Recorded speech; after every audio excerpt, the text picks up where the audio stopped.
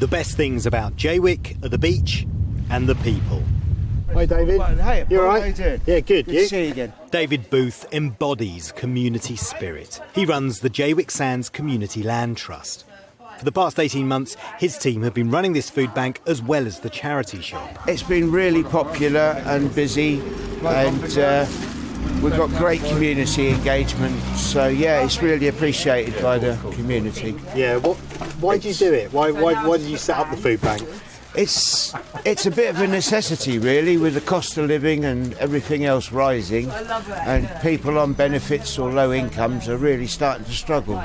Almost every day they collect from a local supermarket. They're only open for 7.5 hours a week, but they give out at least 60 bags of food in that time. It's very difficult. It is very difficult, just making ends meet. And there's days where I myself have to just put a knife and fork on a plate and leave it and not let my little one say that I'm not eating because I've got to put food on her plate. So when I come down here on a Tuesday, I know that we're both eating that night. I've barely got £10 a month left over to get food for me and my daughter after I've paid all my bills. It's getting ridiculous now. It's getting ridiculous now. We're having to sit there wrapped up in blankets and 3 layers of clothing because you just can't afford to have the heating on for an extra couple of hours.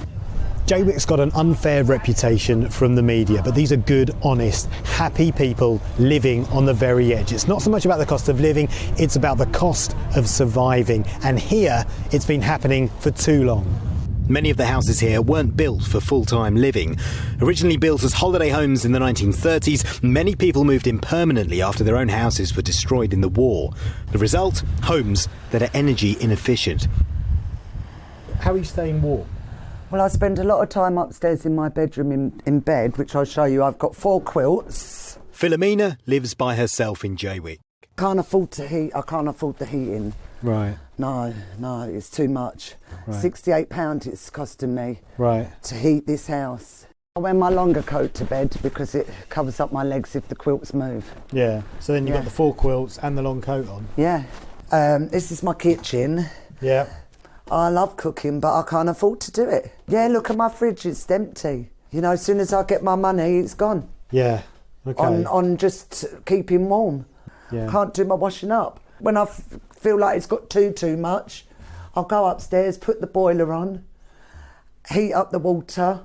If I forget to turn it off, I have anxiety attack. Yeah. Yeah, it's really affecting my mental health. What does Jaywick need? Investment. It needs people to come along and say, we can see the value in putting money into Jaywick to help it rejuvenate and to build it back up to what it can and should be.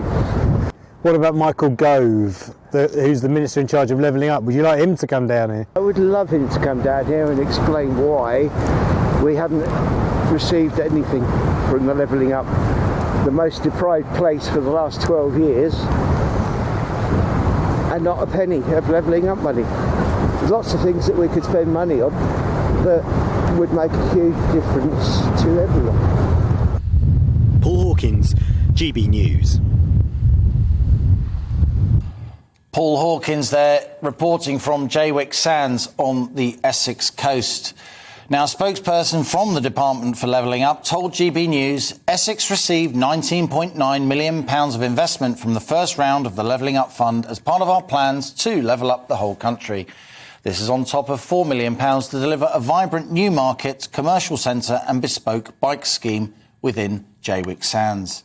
It's for councils to decide where investment should be prioritised in their area, and unsuccessful bidders have been offered feedback and will be able to bid again in the spring.